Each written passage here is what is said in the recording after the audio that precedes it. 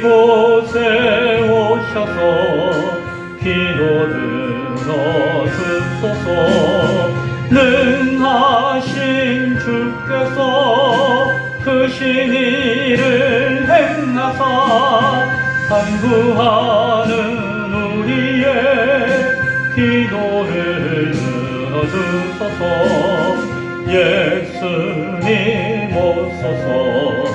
임마누엘 우리 주 보좌를 떠나서 사람 몸을 입었네.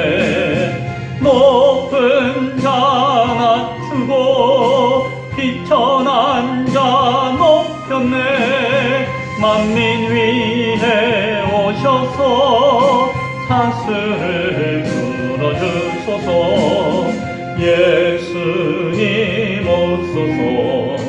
임마누엘 우리 주 죄악된 세상에 속죄주로 오셨네. 줄인 자 먹이며 병든 자를 고쳤네. 천하만민 골고사 빛의 길 가게 하소서.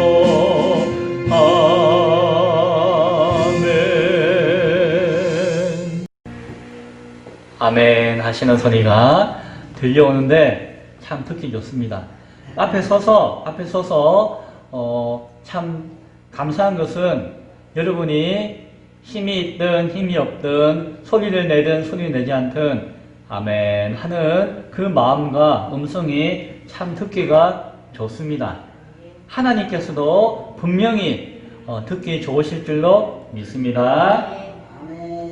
고향을 다녀왔습니다. 여러분은 고향을 못 가셨다라고 이야기를 들었는데 그래도 여기가 또한 고향일 수 있으니까 고향을 다녀온 것이나 마찬가지다라고 생각합니다. 지난 주일 제가 바빴죠. 주일 예배를 마치고 원래는 월요일날 강의를 해야 되는데 월요일날 어떤 세미나 약속이 있어가지고 주일날 저녁에 강의를 하기로 했어요. 그래서 영상을 녹화하기 때문에 열심히 강의 준비해서 부지런히 서울로 가서 강의를 마치고 강의를 잘 녹화하고 밤에 이제 평택에 있는 제가 잘 아는 목사님 댁에 가서 이제 오래간만에 만나가지고 또한 여러 가지 이야기를 깊은 밤까지 나누다가 자고 새벽같이 이제 원래 목적했던 옥천, 저 대전 밑에 옥천이 있는데 옥천으로 갔습니다. 거기서 이제 아침부터 저녁 먹을 때까지 이제 세미나를 했습니다. 전 세미나 같은 거 잘 안 가는 편인데 그 친구 목사님이 꼭 초청을 해서 가면 좋겠다라고 하고 또 하나님이 가고자 하는 마음을 주셔가지고 억지로 시간을 내어서 갔습니다. 제가 요즘에 관심 있는 것이 뭔가 하니 설교거든요. 지금도 설교하고 있지만 설교를 강의도 하고 있고 지금은 이번 학기는 또한 설교를 좀 배우고 싶다 또 설교를 잘 하고 싶다 하는 마음들이 많이 생겼어요. 그런데 그 옥천에 세미나를 가니까 제가 자세하게 알고 간 건 아닌데 설교에 관한 세미나였습니다. 근데 감사하게도 제가 뭐 시큰둥하게 느낀 게 아니라 그 세미나를 통해서 나름 도움도 받고 은혜도 받았어요. 그래서 사람은 항상 배워야 하는 것 같아요. 그렇죠? 그래서 배움의 시간을 가지고 또 성경을 하루 종일 다시 한 번 더 읽고 생각할 수 있는 시간을 가져가지고 참 감사했습니다. 저도 공부하는 시간을 가져서 참 감사했고 그리고 이제 그날 밤에 부산에서 올라온 친구였기 때문에 그 친구 차를 타고 밤늦게 이제 부산에 내려가서 명절 앞에 미리 가서 이제 고향을 방문하였습니다. 지난주에 예수님께서 고향에 방문한 이야기를 나누었습니다. 기억이 나시는지 잘 모르겠어요.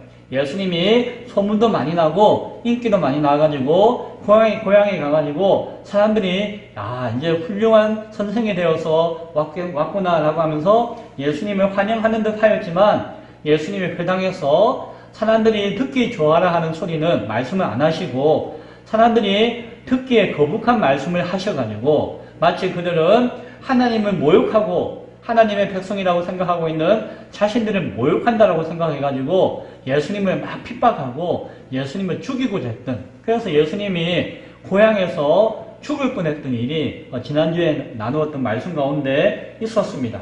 그러나 예수님은 기적과도 같이 아무 일도 없이 그곳을 빠져나와서 다시금 본인의 일하는 곳, 그가 사역하고 있던 갈릴리 가버나움으로 돌아오셨다라고 이야기합니다. 오늘 저는 그 돌아오시고 난 다음에 예수님이 고향 방문하신 이후의 이야기들을 함께 여러분과 나누고자 합니다. 앞서서 잠깐 이야기하자면은 저도 고향을 갔다 왔잖아요.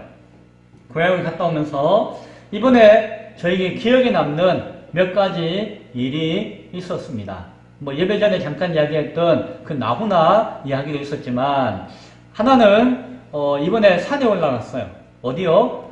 고향집 뒷산에.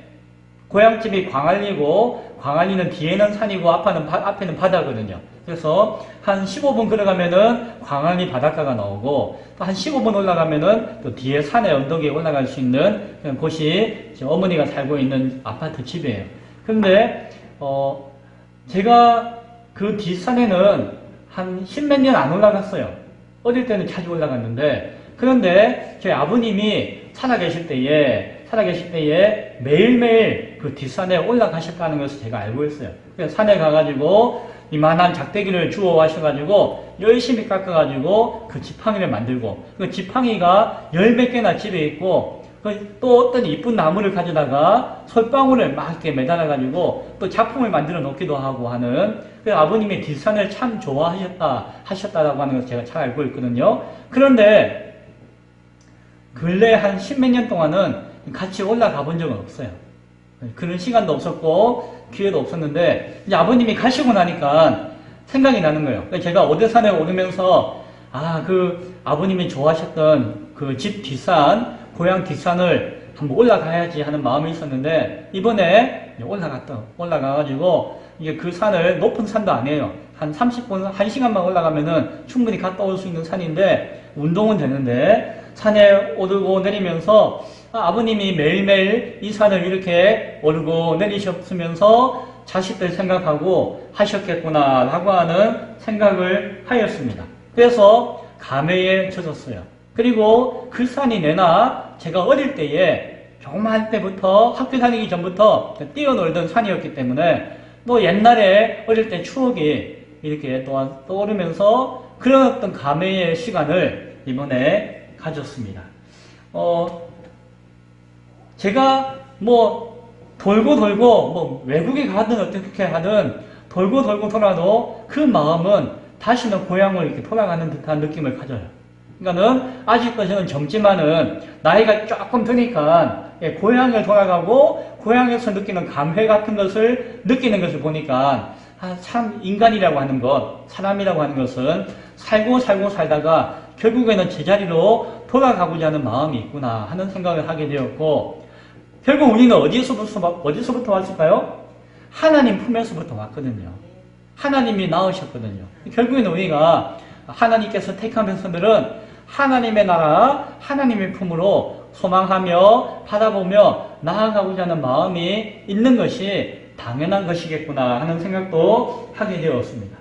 또 하나 일이 있었는데 무슨 일인가 하니, 저희 외숙모님이 방문하였는데 제가 가끔 외삼촌 댁에 가기도 하고 했는데, 최근에는 이렇게 제가 잘 바쁘다 보니까 그것도 핑계겠지만 왕기를 못했는데, 그 숙모님이 최근에 속상한 일이 있고 해서 저희 어머니한테 자주 오셔서 하소연도 하고 하시는데, 그날도 오시는 거예요. 그런데 오실 때에 저희 어머니하고 저희 동생 하나였는데, 동생 댁하고 바닷가에 이제 단골 횟집이 있거든요. 명절 때마다 이제 회 파티를 하는데, 회를 사러 갔는데, 이제 집에 아무도 없고 저 혼자 있을 때에 숙모님이 다 오셨어요.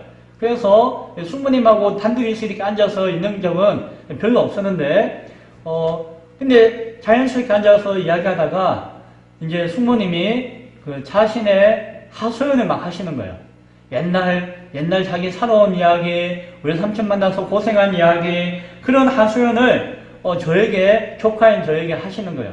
숙모님은 저를 좋아하시고 신뢰하셨고 또 제가 목사다 보니까 그런 이야기 하시는 거예요. 아, 이제 목사님이니까 목사님 앞이라서 내가 이런 이야기 한다라고 하면서 속에 있는 이야기를 1시간 동안 계속 이렇게 하시는 거예요. 저는 듣고 있었죠. 그래서 숙모님의 이야기이기도 하지만 한 영혼의 삶의 이야기다라고 하는 마음을 가지고 들어드렸어요. 그리고 하나님의 어떠한 이렇게 인도하심이 있나 보다라는 마음을 가지고 기도하는 마음으로 숙모님의 이야기를 쭉 들어드렸어요. 1시간쯤 지나서 이제 어머니하고 오셔가지고 이제 그 물고가 탁 터지니까 저하고 이야기하면서 물고가 터지니까 그 앉아가지고 또 이제 이야기를 막 열심히 하시는 거예요. 한 2~3시간 동안 자신의 살아온 이야기, 섭섭한 이야기, 이런 이야기들을 막 이제 저에게 하시다가 막 이야기를 하시는 거예요. 그래서 이제 맥주 한잔 마시면서, 어머니하고 맥주 한잔 마시면서 회를 초장에 찍어서 먹으면서 이야기를 막 하시면서 나중에 저녁에 밤에 돌아가셨어요. 혼자 돌아가셨는데, 아무튼 그 시간을 통해서 저도 또 여러 가지 생각을 하게 되었습니다. 사실은 제가 이렇게 기쁨의 교회를 새롭게 하기까지 여러 가지 어려움이 있었는데, 제가 선뜻 누군가에게 도와달라는 이야기를 하지 않아요. 하지도 않고, 한 적도 없고, 그런 마음도 없고, 제가 그런 성향인데, 근데 유독 그 외삼촌한테 한번 이야기를 드리고 싶은 감동이 있었어요. 제가 진부에서 교회를 시작합니다. 또 하나는 어머니께 기도드린 것입니다. 어머니가 최근에 허리가 안 좋으시고 근래에는 무릎도 안 좋아지셨다라고 걱정을 많이 하셨습니다. 그래서 침도 맞고 주사도 맞고 하시는데 그렇게 많이 호전되지 않는 것을 보게 되어집니다. 연세가 있으시면 자연스럽게 찾아오는 것일 수도 있는데 그렇다고 하더라도 본인은 건강하다라고 하는 마음이 계셨는데 이제 몸이 특히 이제 무릎이나 허리가 안 좋으시니까 걱정을 많이 하시는 것 같습니다. 그래서 빨리 나으셨으면 하는 바람도 있고 해서 어머니도 기도해 주기를 원하셔서 마지막 돌아오는 날 어머니께 기도해 드렸습니다. 믿음대로 나을 것을 믿고 간절히 기도하였고 어머니도 함께 기도하였습니다. 감사하게도 오는 길에 연락이 오셨는데 무릎 통증은 많이 좋아지셨다라고 이야기합니다. 허리도 이제 곧 좋아질 것이다 라고 하는 마음으로 더욱더 간절히 기도해야겠다라고 생각합니다. 지난주에 예수님의 고향 방문 이야기를 함께 나누었습니다. 공생애를 시작하신 이후에 처음으로 고향 나사렛을 방문하셨습니다. 예수님에 대한 소문은 벌써 퍼져 있었고 또한 칭송도 자자한 상황에 있었습니다. 회당에서 고향에 있는 사람들에게 설교도 잘 하셨습니다. 그런데 그들이 듣고 싶어하는 말씀은 하시지 않으시고 그들이 듣기 싫어하거나 책망하는 말씀이 선포되었습니다. 하나님과 하나님의 백성이라고 자처하는 자신들을 모욕한다라고 그들은 여겼고 예수님을 핍박하며 죽이고자 하였습니다. 그러나 예수님은 기적과도 같이 안전하게 그곳을 나오셨던 것을 우리는 함께 보았습니다. 가족들과 작별 인사도 제대로 못하고 나오신 것은 아닌가 하는 생각도 들게 됩니다. 고향 방문을 마치시고 예수님은 사역하고 계셨던 갈릴리 가버나움으로 돌아오셨습니다. 그리고 안식일이 되었고 말씀을 증거하고 가르치는 일을 하시기 시작하셨습니다. 오늘 우리가 읽었던 본문의 배경이 되어지는 그러한 날의 말씀입니다. 그때에 회당 안에 들어와 있던 사람 중에 더러운 귀신 들린 사람이 있었다라고 이야기합니다. 그 사람이 소리를 크게 질렀습니다. 아마 그때 그날의 예수님의 설교 말씀의 내용이 말씀을 통하여서 귀신을 내어 쫓으시고 귀신을 물리치시는 그러한 말씀이 증거되지 않았나 하는 생각을 하게 되었습니다. 34절에 아, 나사렛 예수여, 우리가 당신과 무슨 상관이 있나이까? 우리를 멸하러 왔나이까?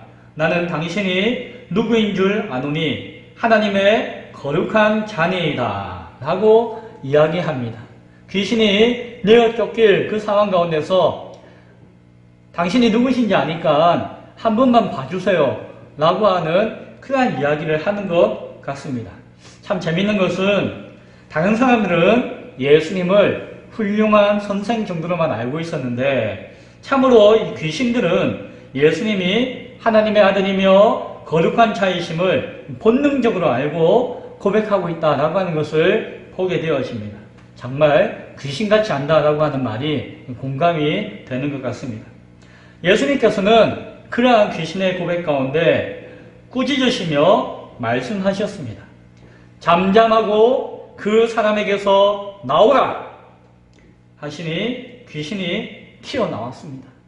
그 갇혀있던 그 원래 사람은 넘어지면서 다치지는 않았지만 그냥 강력한 힘으로 귀신이 튀어나갔다라고 성경은 이야기합니다. 중간에 예수님이 그러한 소문이 그 근처 사방에 퍼졌다라는 말씀을 성경은 우리에게 37절에서 주고 있습니다. 이전에 4장 14절에서는 소문이 폐매라고 해서 그렇다더라 라고 하는 정도의 의미를 가졌다라고 한다면은 여기서의 소문은 에코스, 즉 큰 소리였고 큰 영향력을 가지는 그러한 소문이었던 것을 보게 되었습니다. 왜냐하면은 그전에는 말로만 들었지만 이제는 자신들이 눈으로 보았거든요. 그러니까 보는 것은 믿고 보았기에 그들은 더욱더 크게 소문을 일으키며 내었던 것을 보게 되어집니다. 그러나 정말 참 믿음은 보지 않고 믿는 것이 참 믿음인 것을 우리는 잘 알고 있습니다. 회당에서 예배를 마치시고 모임을 마치시고 예수님은 시몬 베드로의 집으로 신방을 가셨습니다. 시몬 베드로의 장모가 열병을 앓고 있었습니다. 낫지도 않고 정말 위급한 상황에 처해져 있었던 것 같습니다. 베드로를 통하여서 예수님을 청하게 되어지고 예수님은 그의 집에 신방을 가서 그 장모 앞에 서셨습니다. 그리고는 말씀을 통하여서 열병을 꾸짖었다라고 이야기합니다. 그랬더니 이번에는 병이 떠나갔다라고 성경은 이야기합니다. 아마 이 열병의 원인 가운데 중요한 원인이 귀신의 그런 장난이 아니었는가 하는 생각도 하게 되어집니다. 그래서 마치 귀신을 내어 쫓듯이 병을 꾸짖어서 내어 쫓았다, 병이 떠나갔다라고 하는 표현을 성경은 하고 있습니다. 그랬더니 베드로의 장모가 금방 일어났다라고 이야기합니다.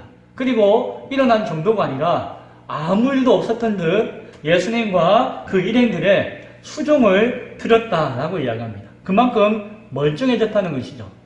이것을 통해서 보아도 그 병의 원인과 그 병의 나음이 어떻게 이루어졌는가에 대해서 우리는 생각하게 되어집니다.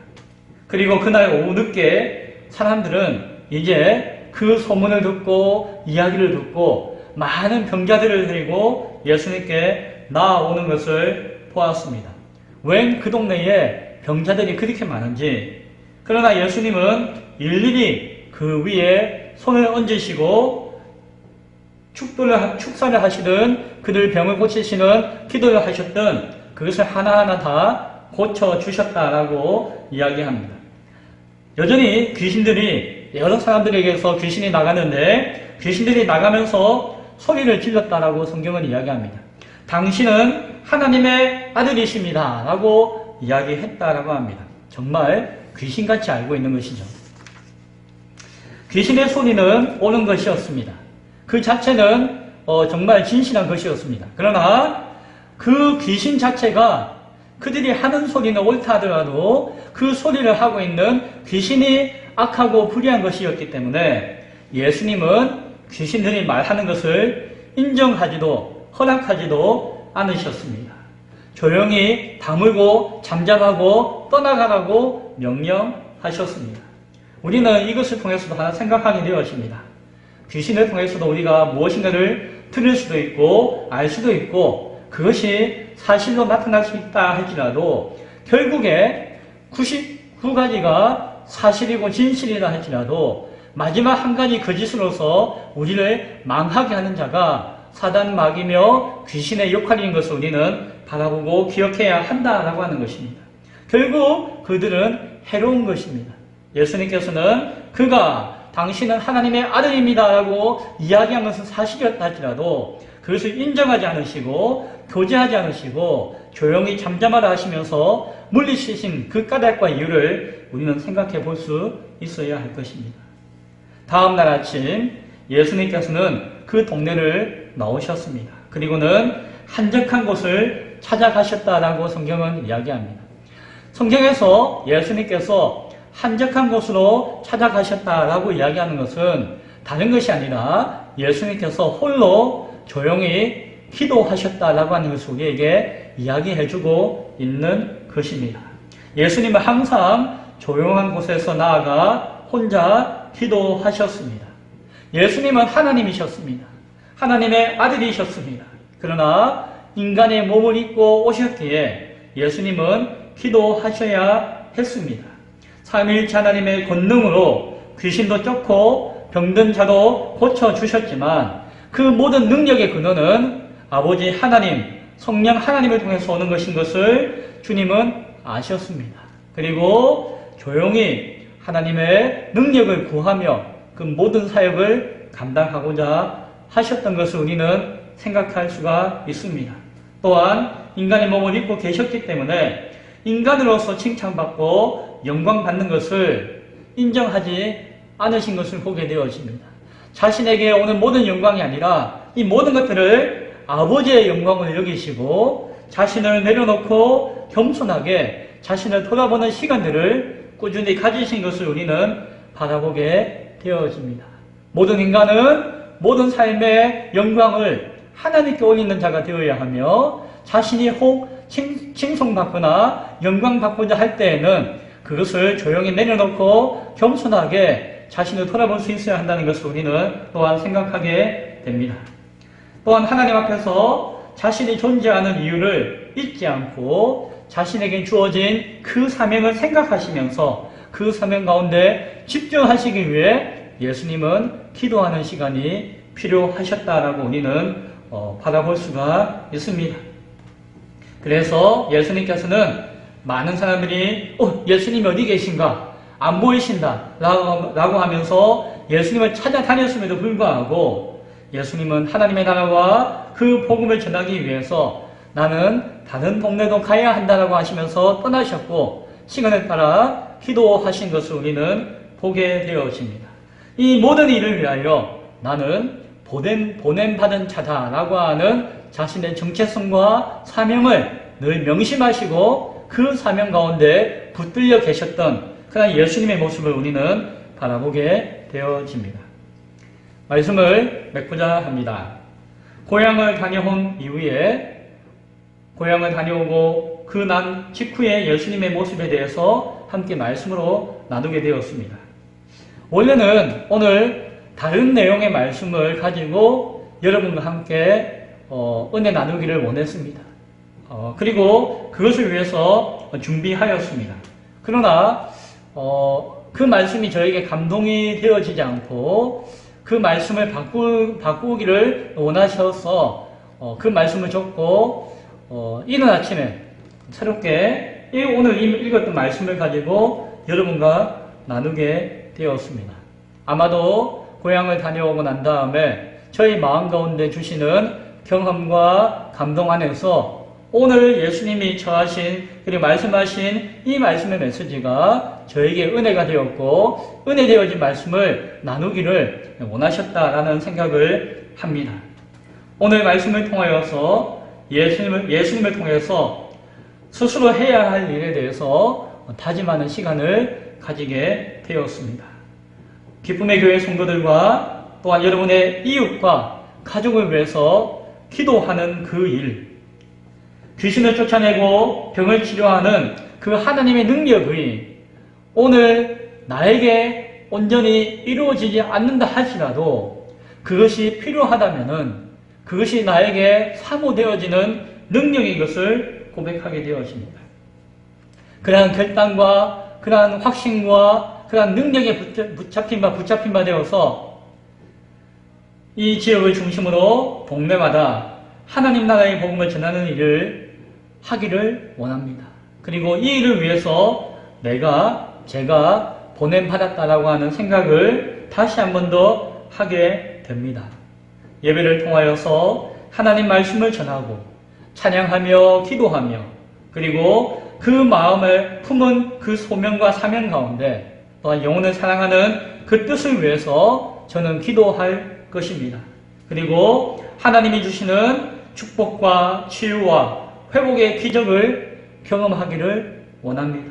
그리고 그러한 경험들을 충분하게 여러분과 이 지역 이웃들과 나누기를 사모합니다. 아버지를 추억했듯이, 아버지를 그림에 추억했듯이 아버지 하나님의 그 사랑을, 그 뜻을 날마다 추억하며 날마다 바라보며 깨닫고 고백할 수 있기를 바랍니다. 그리고 그 사랑을, 그 은혜를 여러분과 나눌 수 있기를 소원합니다.